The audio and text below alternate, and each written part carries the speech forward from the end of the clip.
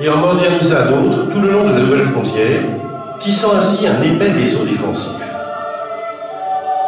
Dans un contexte de guerre continue pendant la seconde moitié du XVIIe siècle, la monarchie espagnole de Charles II ne put répondre à l'effort français de fortification.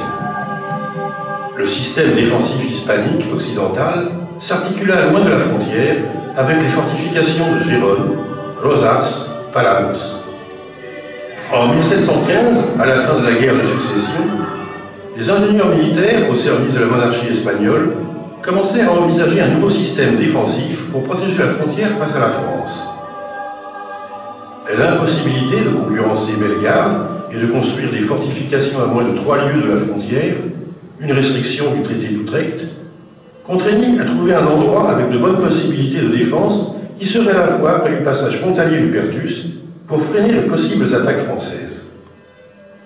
Le 16 mai 1752, sous le règne du roi Ferdinand VI, le marquis de la Mina, capitaine général de Catalogne, ordonna au commandant général du corps d'ingénieurs, Juan Martín Cermeño, de trouver le meilleur emplacement pour la construction d'une grande fortification permettant d'assurer la défense de la frontière du nord-est avec la France.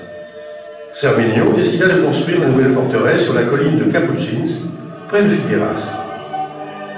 Les travaux commencèrent le 4 septembre 1753 et son fils Pedro participa à la direction des travaux. Lors de la décennie de 1770, les travaux étaient très avancés, même s'ils ne disposaient pas de leur propre garnison et que c'était les troupes de Rosas qui étaient chargées des travaux de surveillance. Oh, mais c'est normal. La construction a appliqué à l'arrivée à Figueras d'un grand nombre de travailleurs et l'on arriverait à employer les premières années jusqu'à 4000 personnes. La ville, grâce à cette forteresse en construction, grandit aussi avec de nouveaux habitants et de bonnes perspectives économiques. Ah, c'est insupportable. Cermeño conçut une fortification pentagonale de forme allongée qui s'adaptait au dos de la colline des Capucins, où l'axe le plus court du pentagone définissait un axe de symétrie. Aux extrémités de chaque sommet, c'est pour ça que c'est gratuit. Il y avait un bastion. Une plateforme fut installée au milieu du long rideau de Clevant. Les bastions portaient les noms de Sainte-Barbe à l'extrémité ouest et successivement Saint-Philippe au nord-ouest, Saint-Jacques au nord-est, Sainte-Thècle à l'est, Saint-Narcisse au sud-est et Saint-Dalmate c'est pas loin de Sainte-Couille. Les bastions portant des noms de saintes étaient ceux qui définissaient l'axe de symétrie. Face à l'enceinte principale qui définissait le centre de la forteresse, des structures défensives s'accumulèrent. Dans la partie la plus exposée, face au bastion de Sainte-Barbe, fut placé l'ouvrage à cornes de Saint-Zénon, avec 2 redoutes qui lui couvraient l'arrière-garde. Devant cette pièce se trouvait un ravelin, et pour améliorer encore plus la défense du secteur, on commença la construction d'un cavalier, une structure élevée pour optimiser l'emplacement de l'artillerie, dans le bastion de Sainte-Barbe, un ouvrage qui ne fut jamais terminé. Les rideaux côté ouest, rythmés par les bastions de Saint-Dalmate, Sainte-Barbe et Saint-Philippe, disposaient des ravelins de Saint-Antoine et de Saint-Joseph. Les bastions de Saint-Dalmate et Saint-Philippe étaient protégés en outre par les contre-gardes de Saint-Jean et Saint-Pierre. Dans son ensemble, l'accumulation de fortifications extérieures rendait impossible pour les assaillants le bombardement direct des murs de l'enceinte principale de la fortification. Face aux bastions de Saint-Philippe et de Saint-Jacques, se levait l'ouvrage à cornes de Saint-Michel qui disposait d'un ravelin. Dans la partie symétriquement opposée, face aux bastions de Saint-Dalmate et Saint-Narcisse, se trouvait l'ouvrage à cornes de Saint-Roch avec son ravelin. Et c'est précisément dans cette zone que se trouvait l'entrée de l'enceinte principale. La zone située à l'est de la forteresse, la plus escarpée, nécessitait moins de protection, qui se limitait à l'édification des ravelins de Lézardes et du Rosaire. La magnifique forteresse avait un plan de feu parfait, capable d'éloigner ou de combattre avec l'artillerie n'importe quel ennemi qui s'approchait. L'ouvrage constitua le point culminant de l'école espagnole d'ingénierie qui s'était forgée lors des guerres de Flandre. Il s'agissait d'une fortification gigantesque avec un périmètre extérieur de quelque 3125 mètres. Autour de la grande place d'armes, il y avait des casernes et des pavillons. Sous la place se trouvaient 4 énormes citernes alimentées par un aqueduc. Il y avait également de très nombreuses casemates pour toutes les fortifications intérieures et extérieures, et des écuries aux grandes dimensions dans la partie est. En face de Saint-Zénon, un éventail de contre-mines était destiné à avorter toute tentative d'approche souterraine à la place. La forteresse fut conçue pour héberger 2500 soldats d'infanterie et 450 de cavalerie avec leur monture. Les officiers, les ingénieurs, les artilleurs, les domestiques et les travailleurs représentaient 1000 personnes de plus. Les entrepôts et les citernes pouvaient accumuler des équipements, de l'eau et des vivres pour résister un an sans avoir besoin de dépendre de l'extérieur. Sainte-Félanne constituait un obstacle de premier ordre contre toute invasion provenant du nord.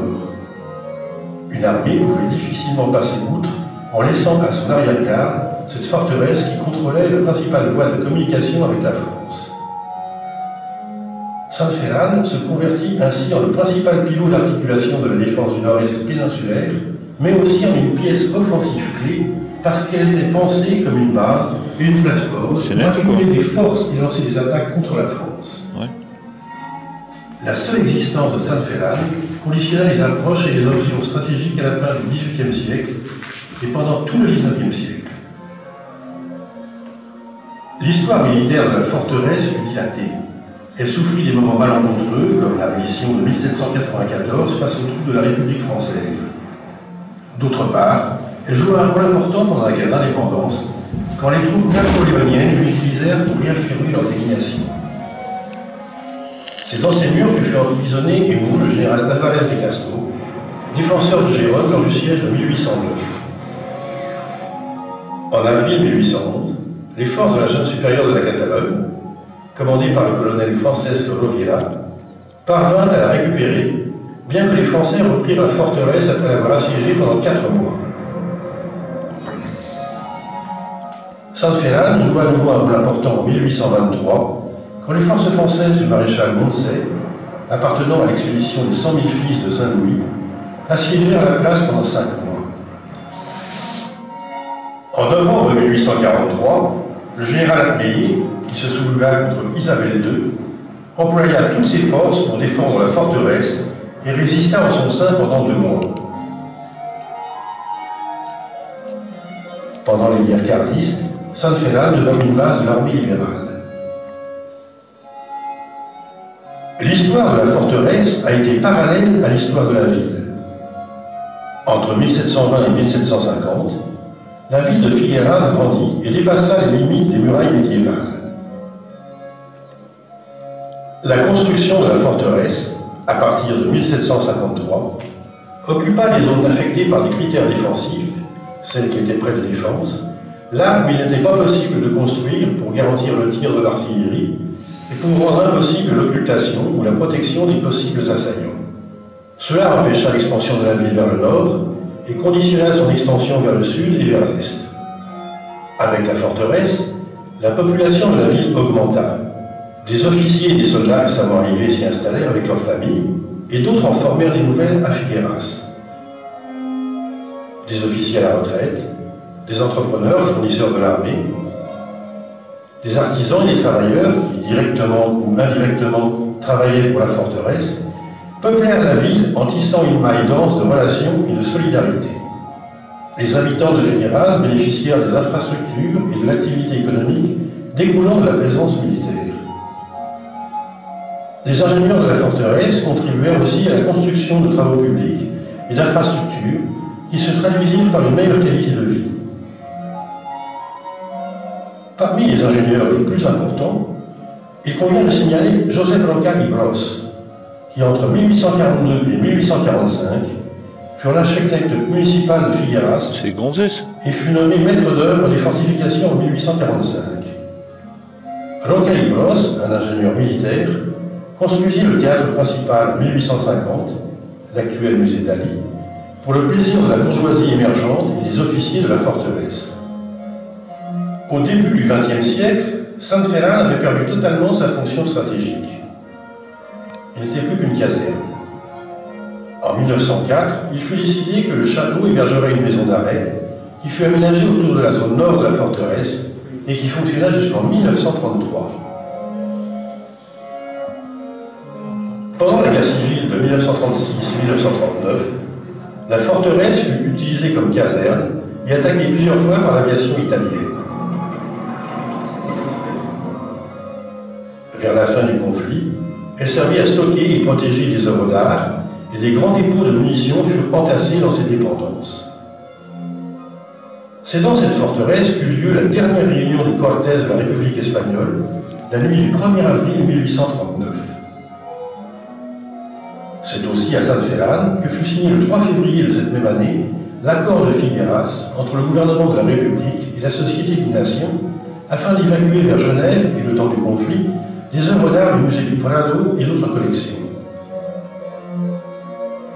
Le 8 février de cette année-là, les troupes républicaines, avant de se retirer, firent exploser les dépôts de munitions, ce qui provoqua une grande destruction de la zone de la porte principale et des murailles de l'Est.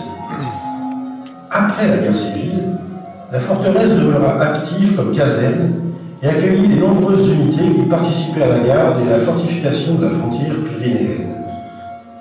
À partir de 1965, elle fut utilisée occasionnellement comme prison, avec une garnison très réduite. Depuis 1997, San Ferran est ouverte au public et depuis 2003, un consortium composé du ministère de la Défense, de la municipalité de Figueras et de la Generalitat de Catalogne veille à l'intégrité patrimoniale du monument afin que les futures générations puissent contempler un des paysages historiques les plus impressionnants d'Europe.